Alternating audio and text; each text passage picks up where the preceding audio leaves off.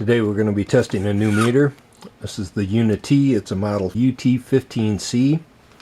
This is essentially just a voltage probe. You can see the picture on the box. It has a lot of high tension wires. This probe costs $27 on Amazon.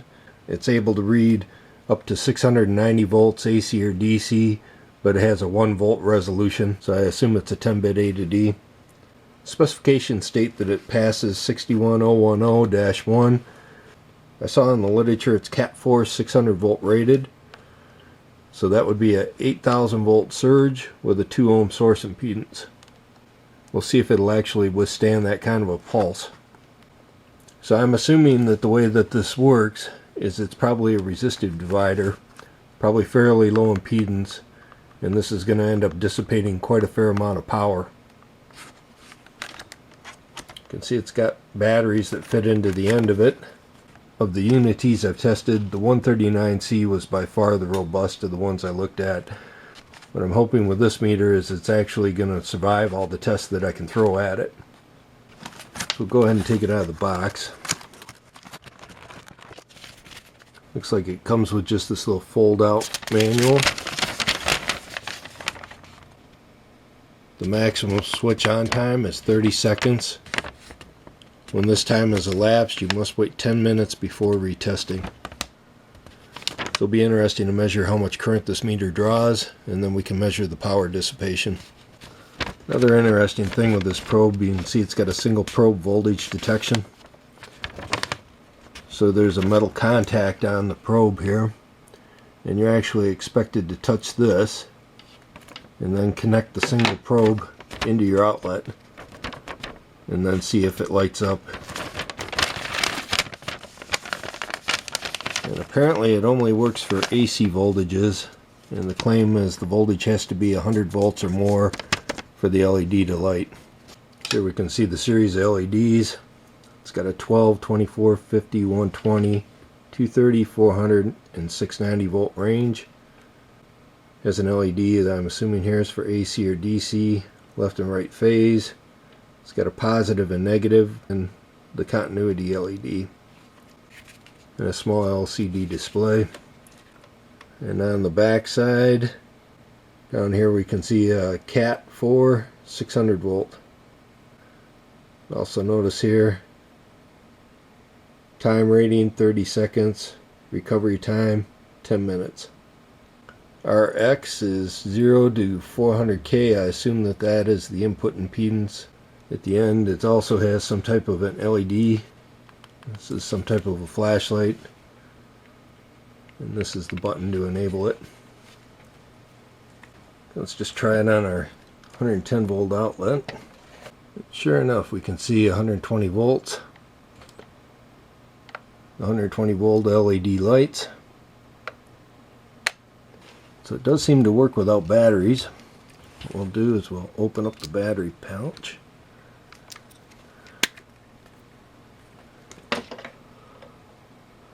Does not include batteries. Yeah, so it looks like it just uses 2 AAA batteries. See that the little flashlight works now.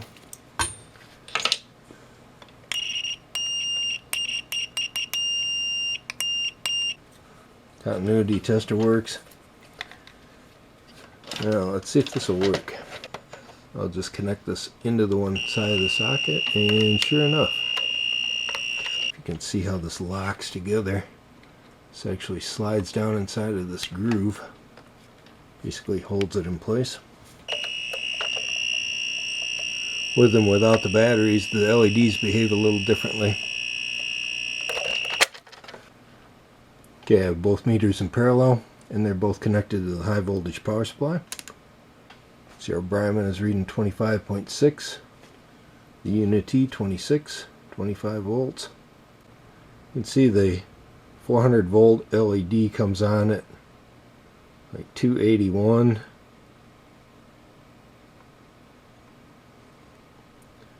See, the 230 volter comes on at 154. The 120 volt at 74. the 50 volt at roughly 31. 24 volts comes on at roughly 15. And the 12 volts comes on at roughly 10 volts.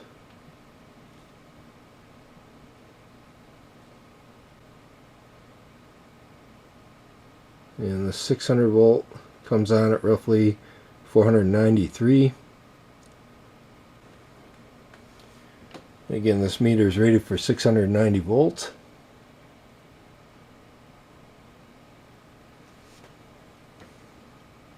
Appears to handle it just fine. Let's go ahead and measure the current that it's drawing. 692 volts. It's 2.831 milliamps. You can see, punch that into the calculator, it's 1.932 watts. It also works out to 250k input impedance at that level, so fairly low. Okay, if we leave the high voltage probe on L2, and what I'm going to do is measure the current through this little finger button here.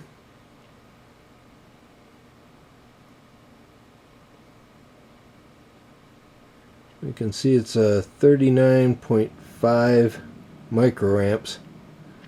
So not a lot of current. Again, that's with 690 volts being applied across this thing. I have our DC supply attached to the two inputs. You can see it's currently putting out roughly 105 volts.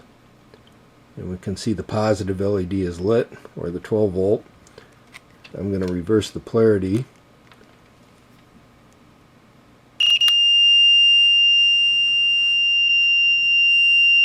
I don't know why it beeps at you, but you can see the negative LED comes on. Obviously it's trying to tell you it's backwards, but it does seem to light up the 120 volts as well. If we look at the wire that's connecting the two probes together, it's marked E301305 2000 volt 18 gauge Hurwell. Are you listed? AWM 1803 VW-1 80 degrees C. You can see the unit is completely sealed. I'm not sure if this is like welded together or if it's a press fit. It actually has kind of a rubbery feel to it. I can push my fingernail right into this plastic. If you can see that here, you can see me push the probe like right into it. So it's got this kind of rubbery feel. Backside here is a harder plastic. See, I made a couple of mods to my piezo grill igniter.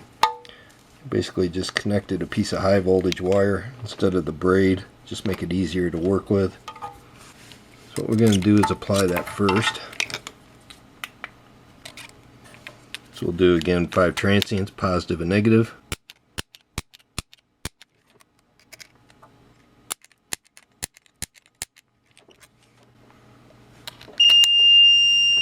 Okay, continuity mode works.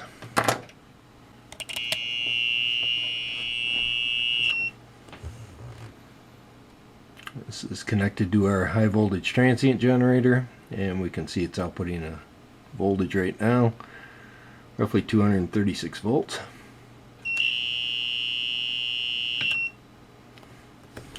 So, meter seems to pass ESD with no problem.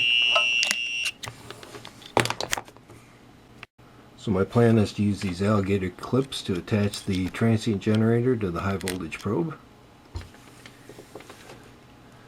You can see the transient generator is putting out 233 volts. And here's the problem. So normally the transient generator is off, or it's not outputting a pulse, and this thing is going to be reading that as some type of a continuity check. So I think before we do anything with the surge testing, what I want to do is remove the battery. And the problem with this is we really don't have a sanity check done to tell if the meter's running. So I think what we're going to do is reinstall the batteries and I'm going to test this meter with the AC line applied. It's just kind of a funny meter to be testing, because the transient generator puts out a rectified AC signal. This thing isn't going to like it with me reversing the polarity of the two probes. So yeah, I think really when you want to test it without the batteries, but with the AC enabled. Yeah, so see, now we leave the AC enabled and we don't get the continuity test, but it still reads the voltage. So this is how we want to test it. No batteries, AC enabled. Okay, so let's go ahead and we'll run it up to 1.5 kV.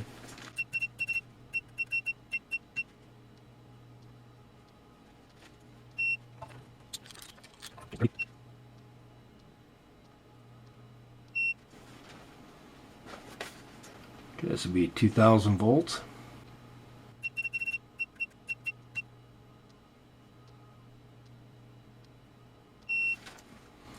Again, we'll change the polarity.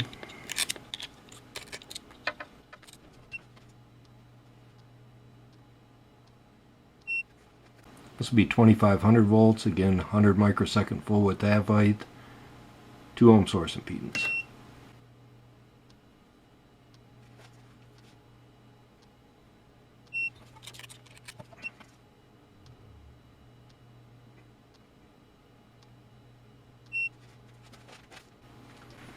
This will be 3000 volts, 100 microsecond full width half height, 2 ohm source impedance.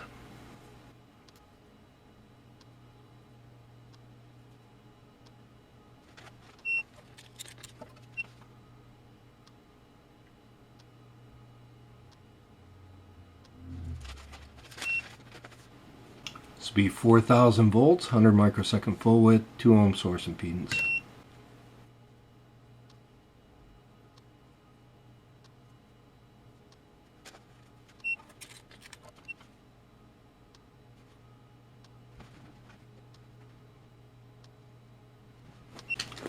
This will be 5000 volts, 100 microsecond full width half height, 2 ohm source impedance.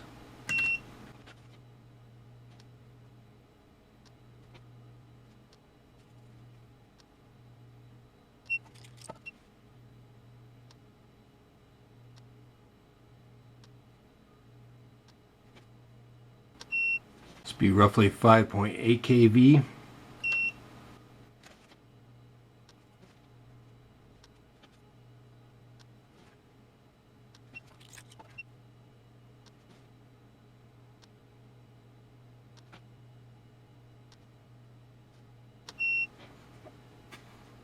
This UNI-T is passed at higher levels than any other UNI-T I've ever tested. So one of the things I'm concerned about is this single phase mode, again because that's in contact with the body. So what I've done is I'm going to attach one leg of the transient generator to that contact probe, and then we're going to connect the other side to the high voltage wire. And I'm going to apply the 5.8 kV cycle.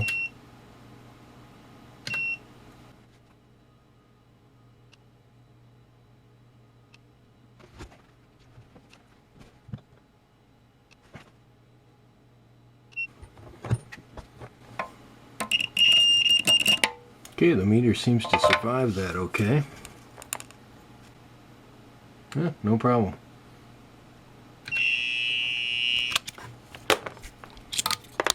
Because I could see somebody plugging in the black probe instead of the red and trying this test.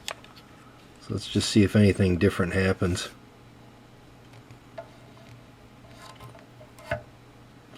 Again, this will be 5.8 kV.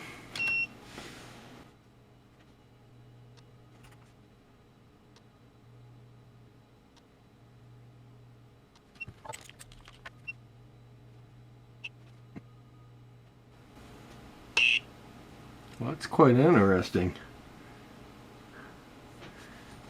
In the negative mode, so I'm right at the high voltage wire, the normal L2 probe, applying a negative transient to the button.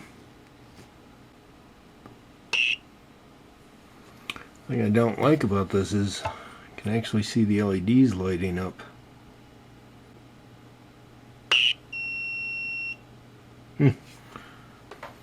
Let's try this negative transient through the secondary wire.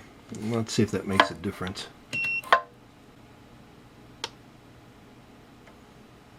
It does. So it doesn't do anything when it's attached to the secondary wire. I'm just going to remove the batteries and let's just see if the LEDs still come on. So again, batteries are out. And again, we'll be applying a negative transient to the L2 probe.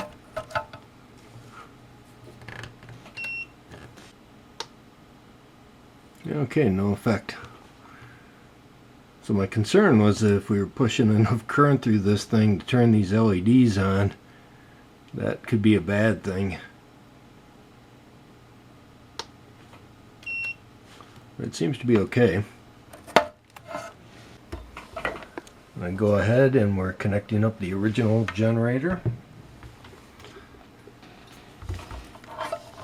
Again, I'm just going to use the 2 alligator clips.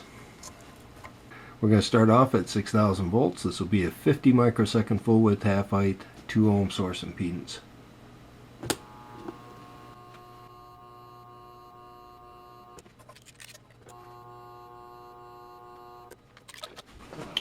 Okay, we'll go ahead and functional test this.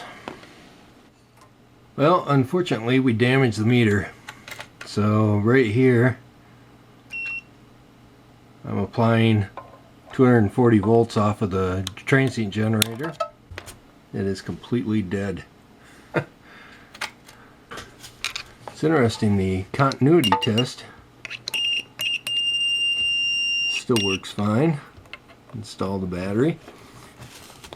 Let's see if the voltmeter will work if I have the batteries installed.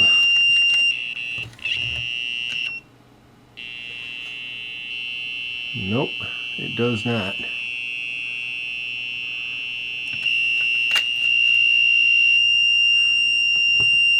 Huh. So yeah, it died at 6,000 volts.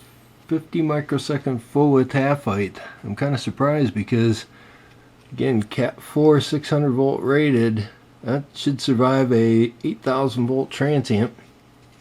Of course, you can argue that no harm was done to the operator with my 20 joule test.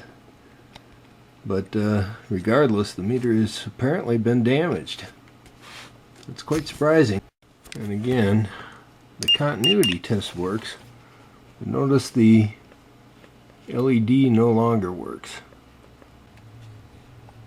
I think we're going to have to take this thing apart. Using a Dremel tool, I cut the edge of the 2 sides.